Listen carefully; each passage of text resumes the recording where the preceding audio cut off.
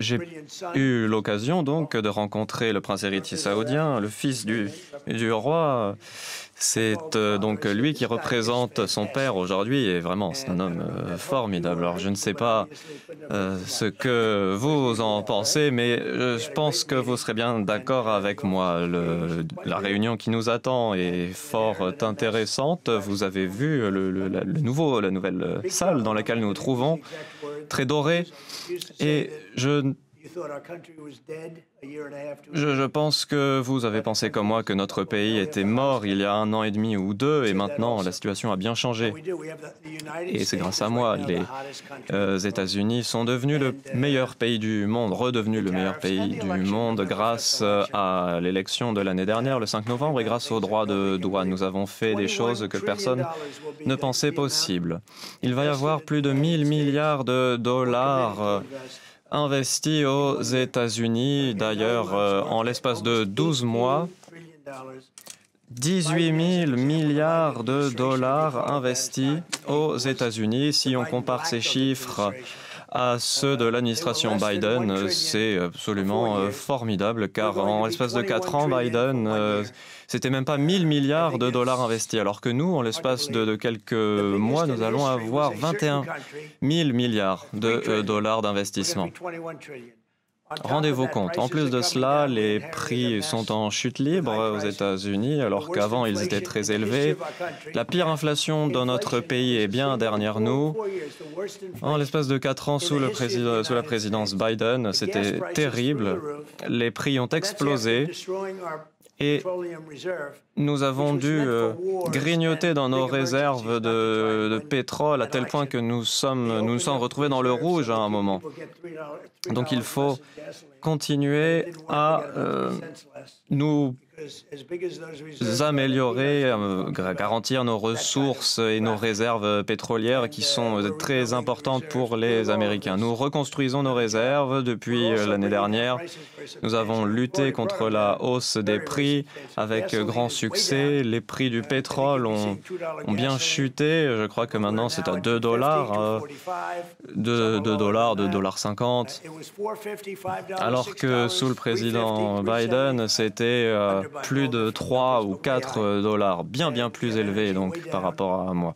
Les prix de l'énergie ont bien diminué, mais moi je sais ce que ça veut dire d'être président, et ce qui est très important, c'est que il va y avoir, Scott, n'est-ce pas, 17 000 milliards de dollars d'investissement aux États-Unis. C'est un record de l'histoire américaine. Le record précédent, c'était 3 000 milliards de dollars. Donc ça veut dire de nouveaux plans, de nouvelles stratégies d'IA. Le Canada, l'Allemagne, le Mexique, le Japon investissent dans notre pays. Le Japon, notamment, 10 milliards de dollars pour des nouvelles usines, des nouveaux travailleurs américains. Jamais la situation n'a été aussi bonne quand on regarde dans l'histoire des États-Unis. Jamais notre pays a été dans une telle position dominante. Et tout ça, c'est grâce à nos droits de douane qui ont attiré les flux financiers. Nous avons énormément de plans de construction dans notre pays. C'est d'ailleurs la première fois dans l'histoire qu'il y a autant de plans de construction dans notre histoire. J'aimerais vous remercier, Monsieur le Prince héritier, car vous êtes engagé à investir 600 milliards de dollars. Et comme c'est mon ami, peut-être qu'il consentira à investir 1000 milliards. Mais bon, au moins 600 milliards. Voire plus. Nous verrons. Nous verrons. Enfin bon, merci beaucoup. L'Arabie Saoudite va investir au moins 600 milliards de dollars, des investissements dans des usines, dans des entreprises, dans notre système boursier à Wall Street. Et ça veut dire beaucoup d'emplois, beaucoup d'emplois. Merci donc du fond du cœur. Ça fait de nombreuses années que nous sommes de bons amis. Alors bien sûr, il y a des hauts et des bas, nous ne sommes pas toujours d'accord, mais nous avons fait un très bon travail, notamment pour éliminer les capacités de production nucléaire iranienne. Personne n'aurait pu le faire. Et d'ailleurs, j'ai invité les pilotes qui ont frappé les installations iraniennes ici même dans ces formidables bombers B-52. Et ils me disaient que ça faisait des dizaines d'années qu'il s'entraînait, 22 ans même qu'il s'entraînait.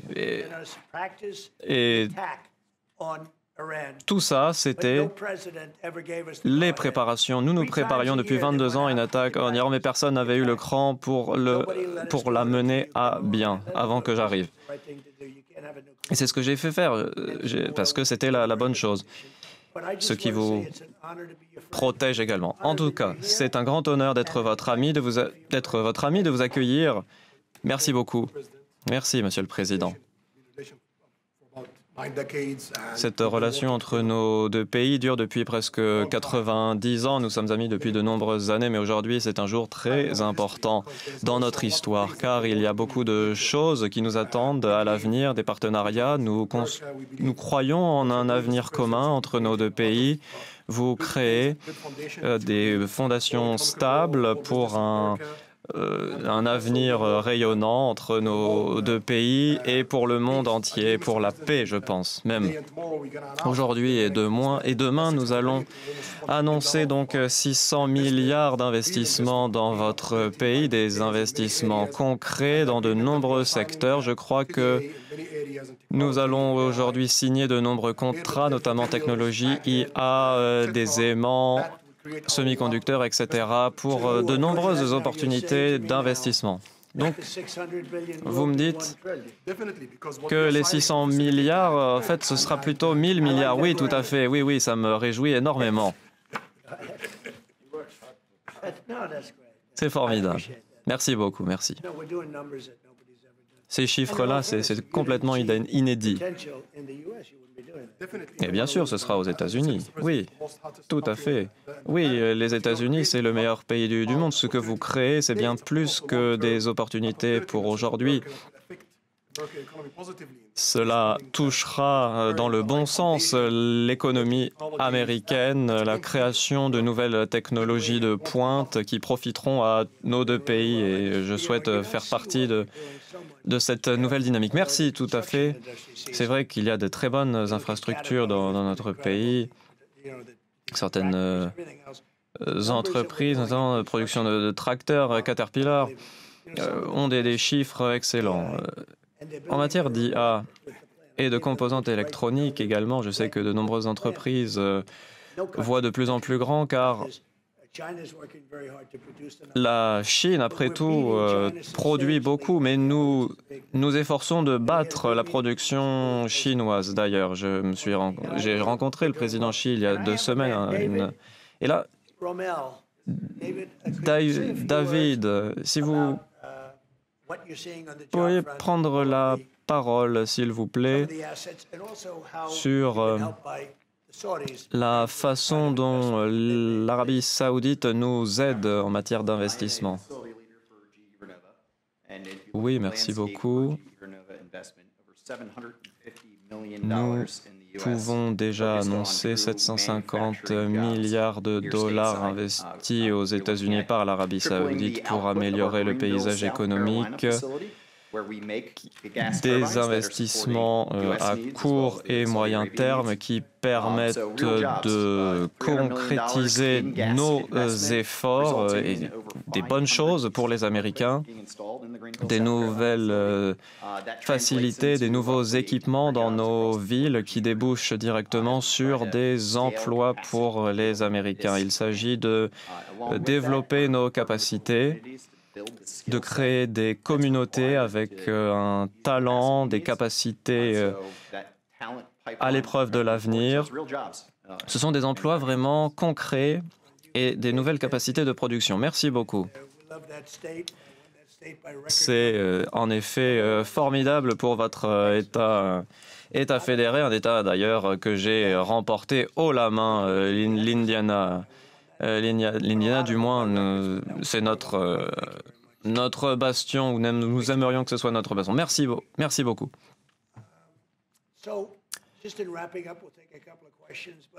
Très brièvement, quelques questions, mais j'aimerais une nouvelle fois vous rappeler que c'est un grand honneur d'être votre ami.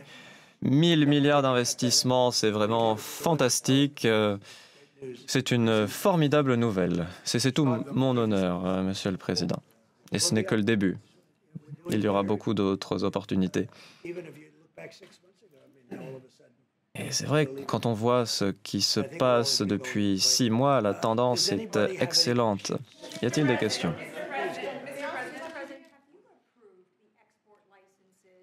Les licences d'exportation pour les F-35 à l'Arabie Saoudite. Alors nous allons en parler, nous en discutons en ce moment même avec Marco. Oui, il y aura une annonce plus tard dans la journée, mais c'est ce sur quoi nous travaillons, des mécanismes qui nous permettraient d'exporter ces jets. Mais ça fait partie d'un cadre de coopération plus large entre nos deux pays. Votre Altesse, vous parlez d'un investissement à hauteur de 1000 milliards de dollars. Qu'en est-il de ces opportunités? Ces opportunités, oui, elles concernent directement les États-Unis en matière de semi-conducteurs, de forces de calcul par des superordinateurs. Ces semi-conducteurs, nous en avons également besoin en Arabie Saoudite, et investir aux États-Unis, ça nous permettra à court terme, mais au-delà, d'améliorer notre situation, mais bien sûr aussi à long terme. De nombreuses opportunités vont de pair avec cet investissement qui est en pair avec notre stratégie. Votre famille fait des affaires en Arabie Saoudite, n'est-ce pas? En outre,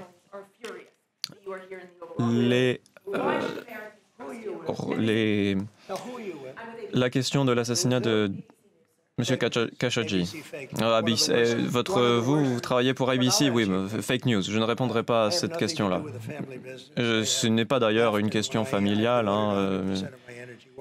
Je consacre complètement mon énergie au prince héritier, et ma famille fait ce qu'elle veut là-bas.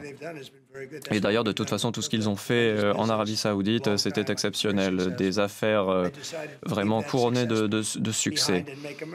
Et l'objectif, c'est bien de rendre sa grandeur à l'Amérique. Et c'est ce que je fais mieux que tout autre président. Personne ne pourrait amener aux États-Unis 21 000 milliards d'investissements, sauf moi. Et d'ailleurs, le prince héritier mène lui aussi une très bonne politique. Beaucoup de gens n'aimaient pas l'individu que vous avez essayé de nommer, mais ce n'est pas le moment de gêner notre éminent invité, si je peux me permettre. Bien sûr, la famille de ce journaliste, il faut se souvenir de nombreux documents dans le contexte de cet événement. L'objectif de certains, c'est de détruire les bonnes relations entre l'Arabie Saoudite et les États-Unis, car ces gens, notamment des terroristes, connaissent l'importance de la relation entre l'Arabie Saoudite et les États-Unis. Notre relation entre nos deux pays est essentielle pour la stabilité du monde et la lutte contre le terrorisme. Je regrette bien sûr que des gens perdent leur vie. Cela nous touche également en Arabie Saoudite. Il y a eu des enquêtes. Notre système a été approuvé de telle sorte que cela ne se reproduise pas.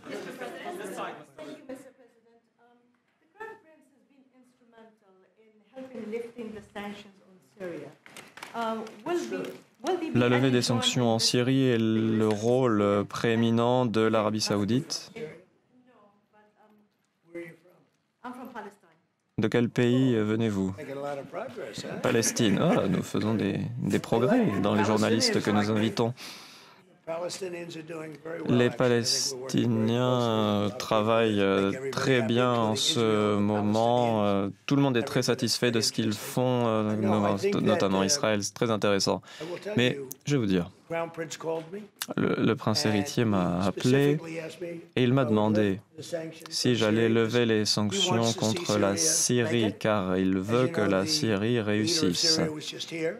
D'ailleurs, le président syrien était ici il y a quelque temps. C'était une personnalité très forte, un président fort, et la Syrie fait de grands progrès depuis que les sanctions ont été levées. Et d'ailleurs, il n'est pas le seul. Le président turc, Erdogan, m'a appelé pour que je lève les sanctions contre la Syrie, car, m'a-t-il dit, si je ne le fais pas, la Syrie n'a aucune chance de s'en sortir. Et je pense que jusqu'à présent, les résultats sont très encourageants. Une question sur les F-35 vendus à l'Arabie saoudite. Est-ce qu'il s'agit des mêmes F-35 que Israël utilise ? Est-ce que ça pose des questions sur l'avantage technologique ou militaire d'Israël? Ensuite, sur la Palestine. Êtes-vous au courant de vols de relocalisation de certains Palestiniens vers l'Afrique? Alors, notamment en Afrique du Sud. Oui, alors il y a des politiques d'extermination là-bas qui sont complètement inacceptables. L'Afrique du Sud s'est comportée de façon très mauvaise. Mais quand on regarde les F-35, pour revenir sur ce sujet, si vous me demandez si c'est les mêmes, alors oui, je pense qu'ils sont tout à fait similaires. Nous avons ici un très bon allié comme Israël. Alors, bien sûr, les F-35, le calibre de certaines armes et missiles ne sera pas le même que le nôtre. Ça ne fait pas forcément très plaisir à tout le monde ici, mais en tout cas, ces F-35 seront une très bonne facture.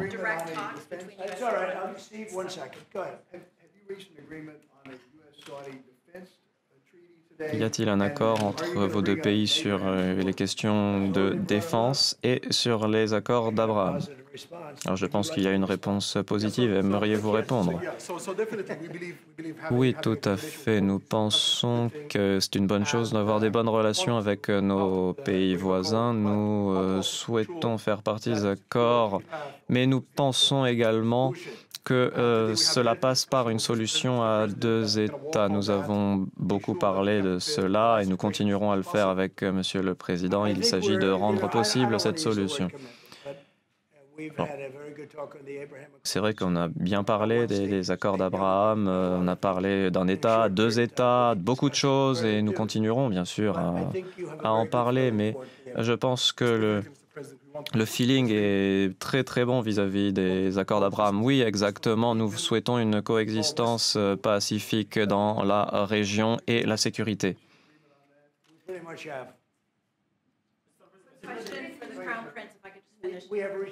Nous avons un accord, oui. Question sur les échanges directs pour parler entre les États-Unis et l'Iran. Qu'en est-il de la sécurité saoudienne? Oui, nous sommes un allié extrêmement étroit des États-Unis et nous pensons qu'il est essentiel d'avoir un bon accord. Il en va de la stabilité du monde et de la région et nous sommes ravis de voir que l'Iran veut faire un accord avec nous. Ils se sont très mal comportés. Moi, je suis ouvert à cela et nous sommes en conversation avec eux. Mais c'est vrai qu'avoir un accord avec l'Iran serait souhaitable. Nous aurions pu le faire avant, mais avec la guerre, bon, voilà, il y a des choses qui arrivent. Peut-être qu'ils diront quelque chose d'autre, mais ils aimeraient beaucoup avoir un accord comme cela.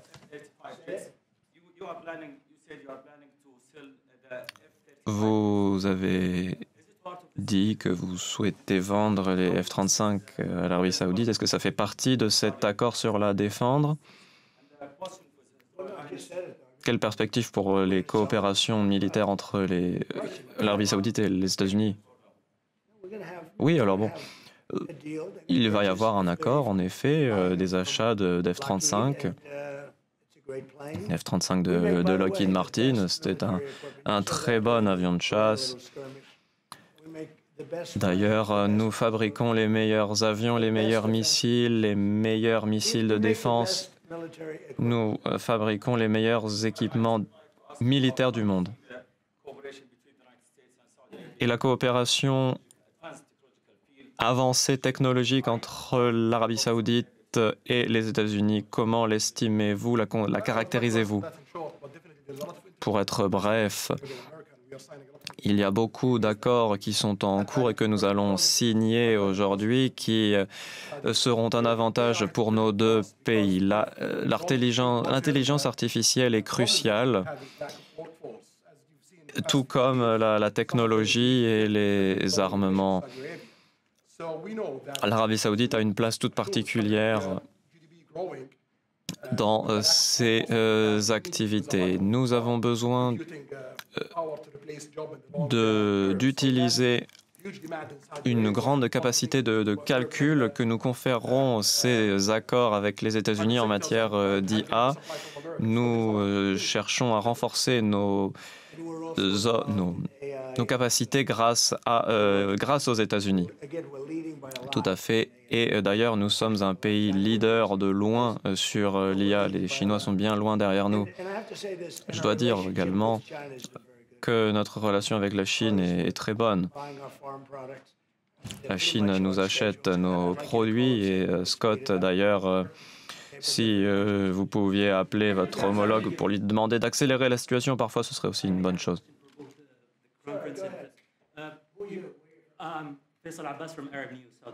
Je suis journaliste d'Arabie Saoudite. Une question à vous deux. Votre Altesse, pour rebondir sur un point que vous avez évoqué, certains qui essayent de détruire la relation entre l'Arabie Saoudite et les États-Unis. Peut-être faudrait-il élargir la focale. Pourriez-vous développer sur ce partenariat stratégique bilatéral entre les États-Unis et l'Arabie Saoudite et dans quelle direction il se dirige? Tout à fait, c'est une relation essentielle pour notre pouvoir politique, pour notre sécurité, pour notre militaire, pour de nombreux secteurs. Je pense, et cela fait d'ailleurs 90 ans que c'est le cas. Il faut garantir l'approfondissement de nos relations pour les décennies qui suivent et la rencontre que j'ai avec le président Trump aujourd'hui ouvre un nouveau chapitre dans l'histoire de nos deux pays. Oui, regardez, nous sommes là. Je suis à côté du futur roi, un homme respecté de tous, un homme qui n'est pas obligé d'être là aujourd'hui vraiment. Hein. Moi non plus d'ailleurs, mais bon. Nous sommes assis, nous répondons à toutes les questions.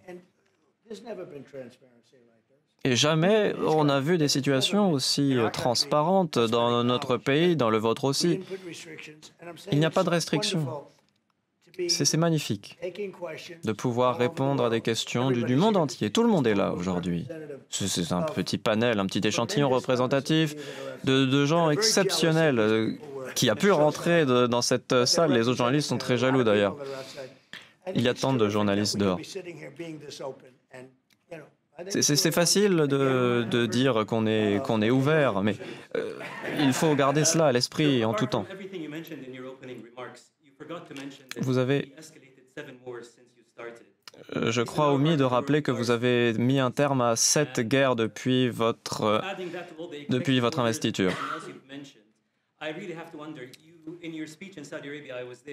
J'étais là lorsque vous êtes rendu en Arabie Saoudite il y a quelques mois. Et nous nous demandions tous à l'époque comment vous alliez réussir, et vous avez réussi, oui, et oui. J'ai pensé au bien de nos pays. Nos présidents, bon, il y en a un, il y a quelques années, qui dormait beaucoup. Moi, vous savez, je suis très à l'aise avec la presse. Nous parlons beaucoup, nous parlons également la nuit. Moi, la nuit, Je dors moins que les autres présidents américains. Bref, quand vous aimez votre pays et votre statut, comme moi et Monsieur le prince héritier, vous savez ce que vous devez faire. Vous pensez à votre pays, vous souhaitez rendre sa grandeur à l'Amérique, garantir une Arabie saoudite forte. Alors il y a beaucoup d'obstacles, beaucoup de gens qui veulent vous mettre des bâtons dans les roues, mais voilà, c'est ce qui me guide. Y a-t-il une deadline, un horizon rapide pour la signature de ce deal? Oui, très, très rapide.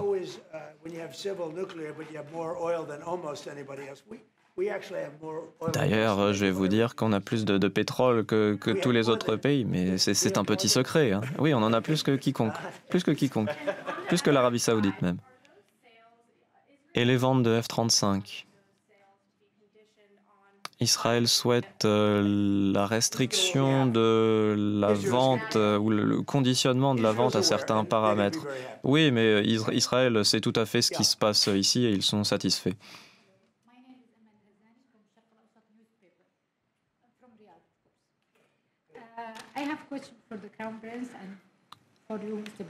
Une question au prince héritier et à vous, Monsieur le Président. How much you expected from developing the cooperation with the United States in the field of Votre Altesse, à quel point misez-vous sur la coopération avec les États-Unis pour garantir les chaînes d'approvisionnement? Il n'y a aucune limite, nous avançons côte à côte. Oui, vraiment, c'est un allié de taille. Je ne le savais pas à l'époque que le prince héritier allait investir 1000 milliards. Je pensais que 600 milliards, ça allait suffire. Mais non, c'est un investissement qui va de pair avec notre sécurité nationale. Et d'ailleurs, Scott, quand vous entendez qu'un pays investit 1000 milliards de dollars, voire plus, dans notre pays, eh bien, il en va aussi de notre sécurité nationale. Et tout ça, c'est grâce aux droits de douane, notamment, mais même au-delà des droits de douane. Il n'y a que les vrais alliés qui sont prêts à investir autant pour les États-Unis.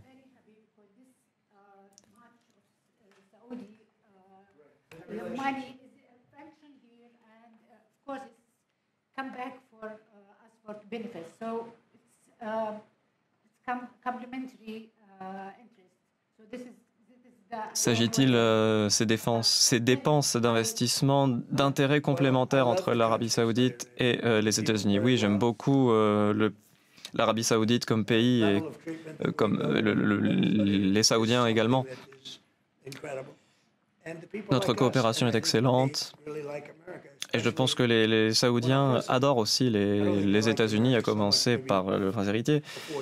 Et, bon, si on oublie les 4 dernières années, et puis Obama a également très mal traité l'Arabie saoudite, Biden ne savait même pas dans quel pays il était quand il s'y est rendu.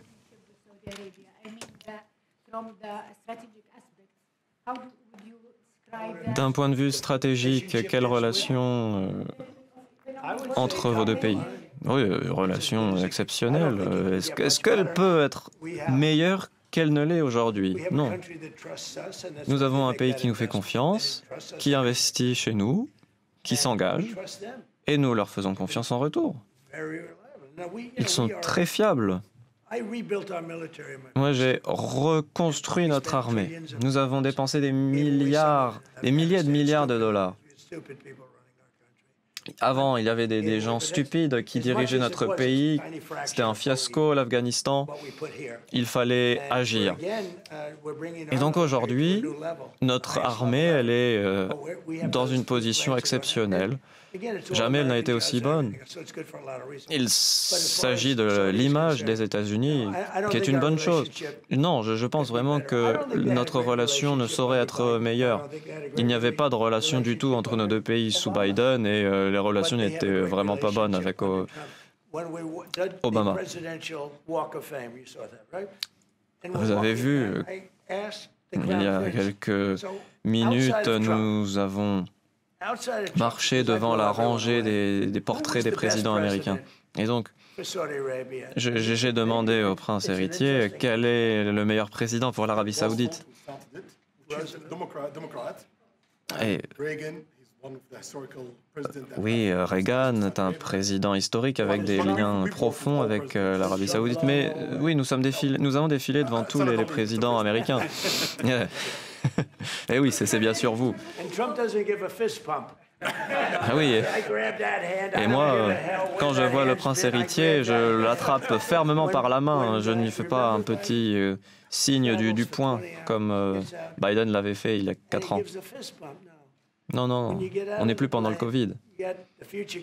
Nous avons le futur roi saoudien, un homme très respecté. On lui serre la main. On ne lui fait pas un petit signe du poing. Non, non. Je pense que quand ça s'est produit il y a quelques années, vous n'étiez vraiment pas satisfait.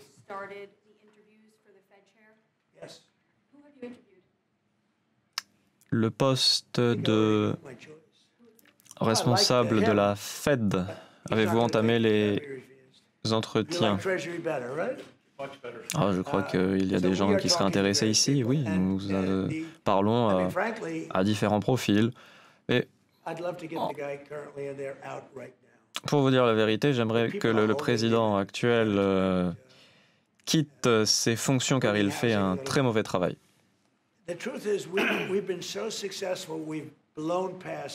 En vérité, ces taux d'intérêt, ils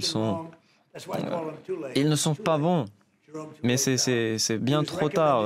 Jerome Powell, il a toujours un train de retard. Toujours à la traîne. C'est vraiment dommage. Mais heureusement que cela a un impact très faible sur notre économie, sauf malheureusement sur les prix de l'immobilier. Mais c'est un homme idiot. Pourtant, nous avons des candidats très intelligents. Tout à fait. Et vous aurez l'occasion d'échanger avec eux dans un avenir proche.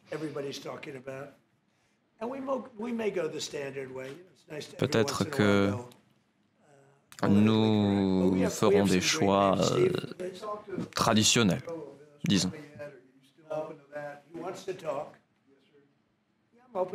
Oui, moi je suis ouvert à des discussions, je parle avec tout le monde.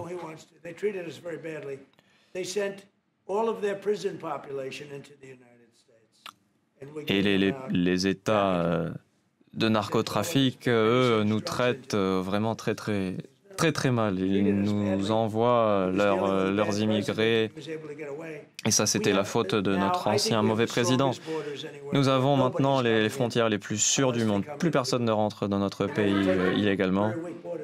Alors qu'avant, les frontières étaient très faibles. Mais depuis 6 mois, alors c'est pas moi qui ai écrit ces rapports, hein, mais 0. Personne n'est rentré de façon illégale dans notre pays. C'est pas beau un peu? Pourquoi attendre l'autorisation du Congrès pour la publication des dossiers Epstein? Oui, alors non, vous êtes une mauvaise journaliste. C'est pas la façon dont on pose une question, ni le moment. C'est vraiment une question nulle. Vous pourriez au moins mettre les formes. Mais non, ça c'est typique d'ABC, de votre chaîne. Une très mauvaise journaliste, une très mauvaise personne. Moi, je n'ai rien à voir avec Jeffrey Epstein. J'ai coupé les ponts avec lui il y a de nombreuses années parce que je savais que c'était un pervers. Mais vous savez, Larry Sanders, Clinton, eux le connaissaient très très bien et ils sont allés le voir à d'innombrables reprises. Pas moi. Moi, je ne suis jamais allé dans ces cercles très très très proches. Il y a beaucoup d'autres gens dont on pourrait parler, mais non, on parle de moi. Les dossiers Epstein, c'est une embrouille de la part des démocrates qui essayent d'attirer l'attention sur d'autres sujets, mais c'est que du pipeau. Quand on regarde tout l'argent qu'Epstein a donné aux démocrates et qu'on le compare avec ce qu'il m'a donné à moi, il m'a rien donné du tout. Mais ABC et toutes les autres chaînes tombent en plein dans le panneau. Je vais vous dire, je pense qu'il faudrait retirer sa licence à ABC parce que c'est des fake news sur toute la ligne. Ils ont faux sur toute la ligne. Il faudrait regarder la situation de plus près. Parce que quand 97% du temps vous dites des choses contre moi et que vous annoncez des mensonges, il faudrait se poser les bonnes questions quand on est journaliste. Les démocrates ont reçu de l'argent d'Epstein, ont passé énormément de temps avec lui. Larry Summers, il était avec Epstein tout le temps. Et d'ailleurs, il n'était pas le seul. Reid Hoffman, je ne le connais pas, mais je sais qu'il a dépensé énormément pour la gauche radicale. C'est lui qu'il faudrait enquêter. C'est lui le bon à rien. Et pourtant, il y a tant de gens qui continuent à écouter les médias d'extrême gauche. Vous ne faites que souffler sur les braises. Non, vous ne pourrez plus poser de questions. Très rapidement. Quelle somme l'Arabie Saoudite débloque-t-elle pour la reconstruction de Gaza? Pas encore de chiffres, mais bientôt. Nous en parlerons très très bientôt, aujourd'hui même. C'est très important aux yeux du prince héritier. Les forces de sécurité nationale. Maintenant, quel rôle pour les États-Unis dans ce contexte-là? Et que dites-vous vis-à-vis des allégations affirmant que ça pourrait saper la souveraineté de la Palestine? Oui, alors, c'était une guerre qui a été menée. Ce que nous avons fait, nous l'avons fait pour le bien de tout le monde. Les meilleurs pilotes, les meilleurs équipements, les meilleurs... Tout cela, tout ce qu'Israël a eu, c'était à nous. Ils nous l'ont acheté. Je disais au prince héritier, quand on est là, au bureau ovale, c'est l'endroit le plus important du monde. Vous vous trouvez ici même, dans l'endroit le plus important du monde. Même les plus riches, même les plus importants, ils arrivent ici et ils se sentent tout petits. C'est vraiment spécial. C'est l'effet du bureau ovale. Et le bureau ovale a eu une influence très vertueuse sur le monde. Moi, j'ai mis un terme à 8 guerres.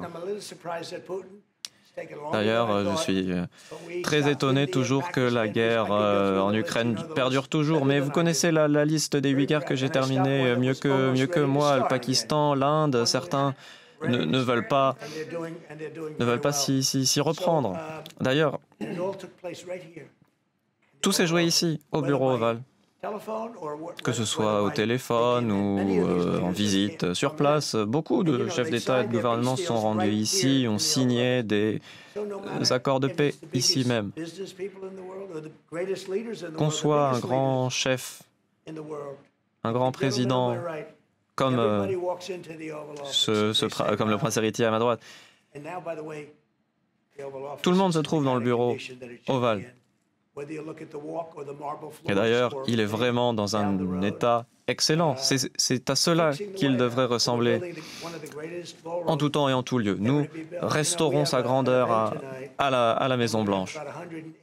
Il va y avoir une superbe réception ce soir, 1800 personnes. Et d'ailleurs, il y aura bientôt une salle de bal. Ça fait 150 ans qu'on la veut. Et il y en aura une finalement.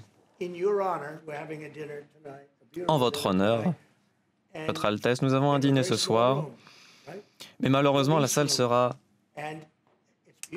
trop petite. C'est une très belle salle, mais elle est trop petite.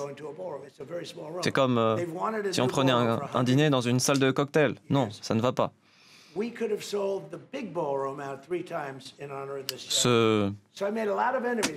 Si on avait une belle salle de bal, ce serait bien plus adapté pour le dîner du prince héritier, mais non. Vous savez, avant que mon mandat ne se termine, je vous réinviterai et nous aurons une réception dans la nouvelle salle de bal.